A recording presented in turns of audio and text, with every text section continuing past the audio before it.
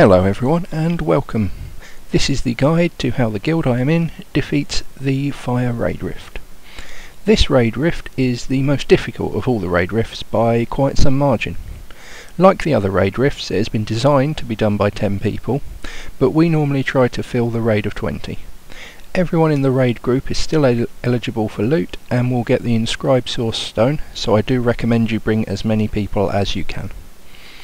You'll need 2 tanks for this rift, who should have a minimum of 100 toughness, though more is preferable, especially for this rift as it can be quite healing intensive. We normally have at least 1 healer on each tank and several raid or support healers such as bards, chloromancers and cleric DPS with Justicar in their spec. DPS for this rift need at least 100 hit or focus. For this rift, DPS and tanks must be inside the boundaries of the rift to do damage. If you are too far out, you will receive a debuff. This debuff has a flame symbol, also the creatures in the rift will become opaque. Your damage numbers will also drop dramatically, so there should be no excuse to not notice when you gain the debuff. Just run back inside the boundaries of the rift and keep DPSing. For the first 3 stages there will be a bubble at the back of the rift. Just ignore this, as running into it will just knock you back. The first stage has several groups of minions around some catapults. These can be quite close together, so try not to pull more than 1 group if possible. Each group has a catapult master who will target random members of the raid and be untauntable for a while. These should be killed quickly as they can cause problems otherwise. Other than that, just tank the minions and DPS them down normally. When the last catapult master is dead, the stage is complete. Stage 2 has 3 groups, each comprising of 2 raptors and a handler. They all cleave, so be careful with the positioning. We use 2 tanks here, one on the raptors and the other taking the handler. The other packs do have quite a large area that they wander around in the rift, so be careful not to pull these by accident. Other than that, just DPS them down, and when the last handler dies, the stage is complete. This then brings us to the 3rd stage. This is the first time stage of the rift and is probably the worst stage of the entire rift itself. The boss is a large raptor named Norox. A tank should pick him up and DPS should begin as quickly as possible. Norox will charge members of the raid. He also has a tail swipe and a cleave. These can cause a problem if he does them just after the charge, so try to be spread out as much as possible, and healers need to be quite quick to react to heal people up after the charge. The main problem in this phase comes from Skral, the dragon flying above the rift. White circles will appear on the ground in the rift, and shortly after, Skral will shoot a fireball at this area. These fireballs do damage and place a nasty dot on the target. The circles will appear in patterns on the ground in the rift, and Skral will do about 4 or 5 volleys of these. He will then take a break before doing another 4 or 5 volleys, and so on. We just have everyone run out of the rift for the time that he is doing the volleys. Sometimes these circles are not very clear on the ground, and people will get caught by the fireballs. This is why a lot of raid healing is needed here to heal these people up quickly. We have at least 1 healer dedicating to cleansing the dot off the people when they get hit by it. As there is not a great deal of time between the barrages, DPS needs to try to be as high as possible to down him within the time limit. Once Norax is dead, the stage is complete.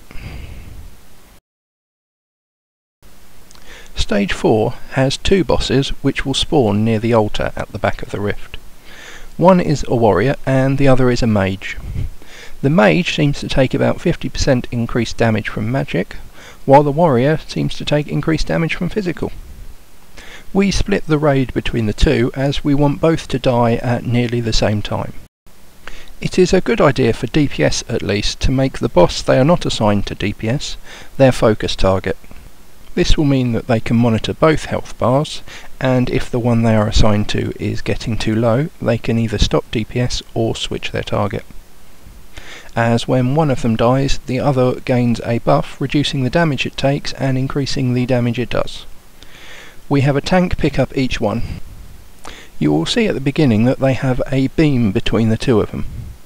This needs to be broken by moving them apart from each other, as while they still have the beam they will heal each other. We achieve this by having the tank on the warrior one move him across the rift, as he is much easier to move than the mage. The mage will pulse an AoE at his feet, so the only person who should be in melee range of him should be the tank for that mage. He will also cast a pillar of fire effect AoE on the ground. Make sure people are moving out of this, as it can do quite a bit of damage. The warrior will do a point blank AoE attack. You will get a screen message that he is readying his weapon before he does it, and it has a long cast bar. Make sure everyone in melee with him moves away at this point, as it will probably one-shot most people. When one dies, it will run back to the altar before actually dying. If the other boss is nearby, he will get healed at this point. Because the mage is much more difficult to move, and because of the AoE he casts on the ground, we do tend to kill the mage slightly before the warrior, and then have everyone switch to the warrior when the mage runs to the altar to finish off the last few percent quickly. The warrior will then run to the altar to die. Everyone should use this time to run out of the rift, so not to pull Skrull early. We then come to the fifth and final phase with the boss Skrull. He is the somewhat annoyed dragon that has been flying above the rift for the past few phases. Like most dragons, he has a breath attack, a cleave and a tail swipe. We have a tank pick him up and face him parallel to the raid. Melee DPS need to be careful to be at the side of the boss near the middle at all times to avoid being killed. Healers and range DPS should stay at or near to maximum range, as Skrull will at certain points rise up and begin casting an AoE. All melee need to run out, as do any range that are too near the boss. This AoE has a pretty big radius and will one-shot people, so everyone needs to move out. He will every now and then summon tiny fire elementals that will link to players by a fire beam. They will move to that player, and if they reach them, they explode, pulling in all nearby people and causing them damage. This can be a problem if there is more than one exploding at a time, and you will see at the end of this video, just before the boss dies, what happens when several people being targeted by the elementals get pulled in together when someone lets an elemental reach them. The people targeted by the elementals will take some damage from the beam, so this phase requires quite a bit of raid healing to keep everyone up. As long as DPS avoid the AoE and fire elementals are controlled, Skrull should fall. And when he does, the rift is complete. Thank you for watching this video. I've been Zero Override and hope you have success in defeating this most difficult of raid rifts.